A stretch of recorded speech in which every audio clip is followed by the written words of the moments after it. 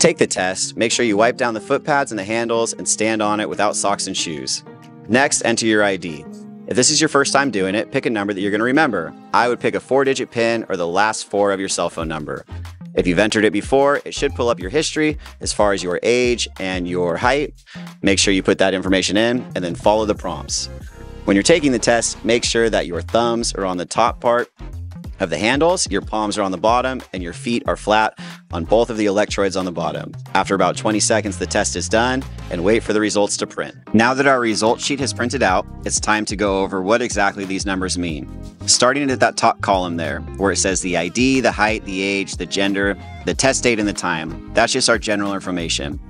What we're really after is all of the numbers below. Body composition analysis. Under that, it starts with total amount of water in the body. On this sheet, it shows 60 pounds. Ultimately, what we want is that to be half of our total weight, which is at the very bottom. So right off the bat, if that is less than half of your total weight, we definitely want to encourage you to drink some more water. Next, we have our dry lean mass. That is 21.6 pounds on this result sheet. The next time I take this test, if that number goes up, I can attribute it to building some lean mass or putting on some size or muscle. If that goes down, it could mean that I'm potentially losing some muscle mass, and we definitely don't want that. Next, we have our body fat mass. On this sheet, that's 48.7 pounds. That's how much stored energy we have in the sense of body fat that our body can rely on when we're in a caloric deficit. If we add all 3 of those numbers up together, it totals at 130.3. Moving on to our muscle fat analysis section. Here we have our weight, our SMM or skeletal muscle mass, and our body fat mass. Our weight is taken from that number above, it's 130.3.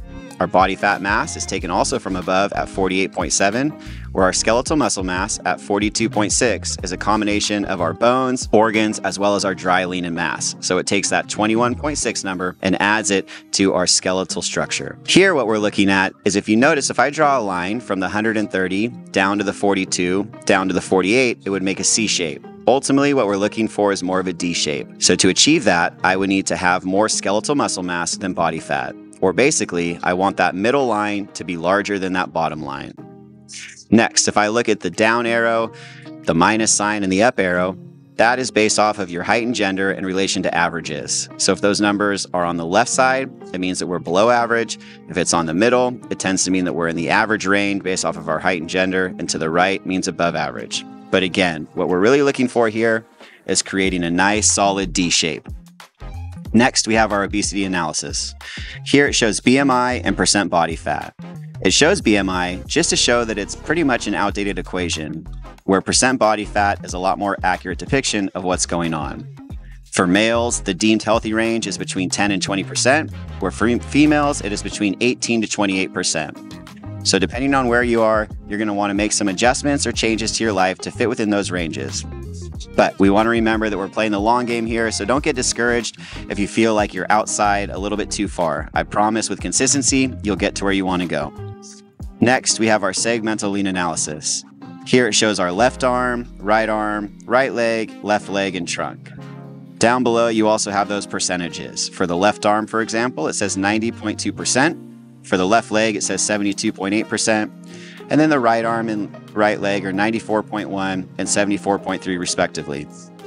Here, besides some symmetry, where both of those numbers are even to each other, we're also looking for them to be over 100%. If they're over 100%, it indicates that I are strong enough to support our own body weight. So looking at this result sheet, we definitely want to encourage this individual to keep strength training to get those numbers up in the 100th or above percentile. Down below, we have our body composition history. As you can see, this is just a printout of all of the different tests that this individual has taken, so we can refer to it for the history.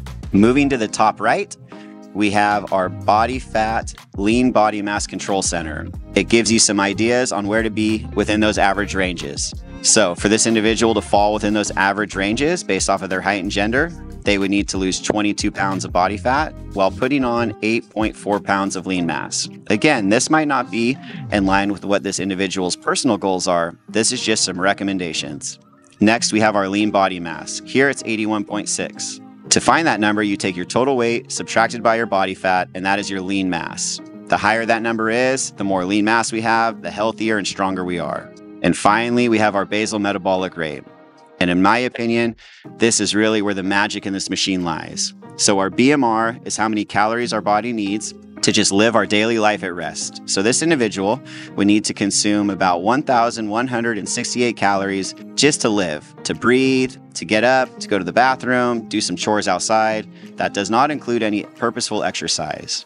Now, we would use this number and we would base our total caloric intake based off of our goals. And that's for another conversation another day. Hopefully this helped.